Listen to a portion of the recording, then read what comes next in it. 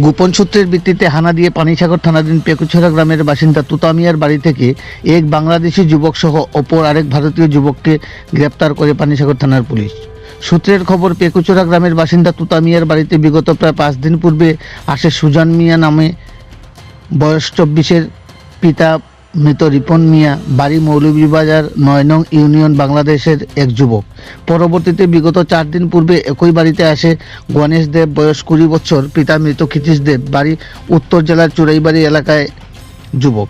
যদিও গণেশ জানায় ওর সাথে বাংলাদেশি যুবক সুজানের পূর্বের কোনো পরিচয় নেই। সে তুতামিয়ার পুত্র শাহিদুলের সাথে ব্যক্তিগত সম্পর্কে ওদের বাড়িতে বেড়াতে আসে।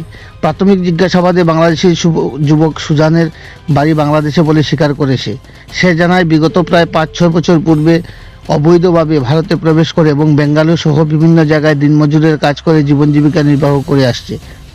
সুজান জানায় ভারতে প্রবেশ করে পর্যায়ক্রমে অবৈধভাবে আধার কার্ড সহ প্যান কার্ড তৈরি করেছে। বর্তমানে ভারত জুড়ে SIR এর জন্য ভোটার কার্ড তৈরি করতে বন্ধু ব্যক্তি শাহিদুল দেবের বাড়িতে আসে সে। এমত অবস্থায় পানিসাগর পুলিশের জাহাজে ধরা পড়ে। পানিসাগর পাশাপাশি গণেশ জানায় সে ছোট্ট থেকেই চুরাইবাড়ি স্থিত বিশ্বেশ্বরী আশ্রমের থেকে বড় হওয়ার পাশাপাশি দয়ানন্দ আশ্রমে ষষ্ঠ শ্রেণীতে পর্যন্ত পড়াশোনা করে। গণেশ জানায় ওর বাড়ি কোথায় সে জানে না, এমনকি আশ্রম কর্তৃপক্ষ নাকি তাকে ওর পিতার নাম ক্ষিতীশ বলে জানালেও সে এখন পর্যন্ত পিতাকে চোখে দেখিনি। তবে ওর মা নাকি মাঝে মধ্যে আশ্রমে এসে ওর সাথে দেখা সাক্ষাৎ করে গেলেও ওর মায়ের নাম ঠিকানা কিছুই জানে না সে।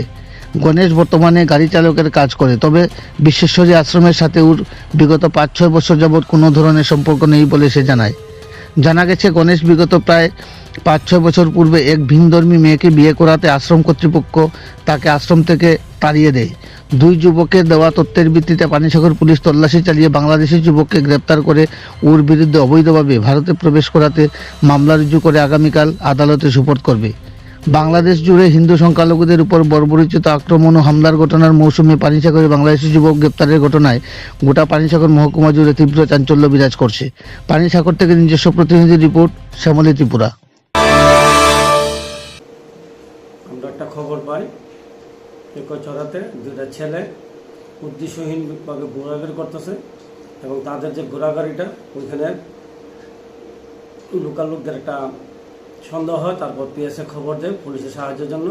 যথারীতি এই থানারই সাব ইন্সপেক্টর শিবরঞ্জন দেবনাথ ঘটনাস্থলে যান এবং তাদেরকে ডিটেইন করে PSA নিয়ে আসেন। পরবর্তী সময় কি জানা গেছে?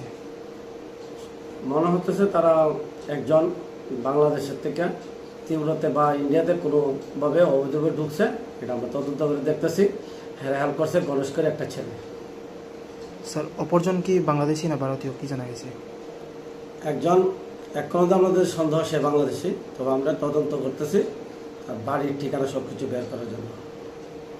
স্যার, আরেকজনকে যে লোকে আটক করা হয়েছে হে কি বাংলাদেশি না ইন্ডিয়ান?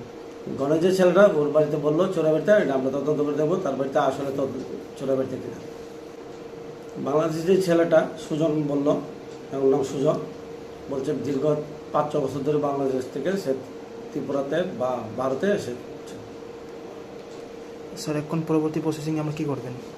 আমরা একটা কেস নিচ্ছি, পানিসাগর PS কেসের নাম্বার 8/2026, তারিখ হলো আজকে। স্যার, আগামীকালকে কি তাদেরকে কোর্টে সোপর্দ করা হবে? হ্যাঁ, আমরা এটা তাদেরকে কোর্টে পাঠাবো।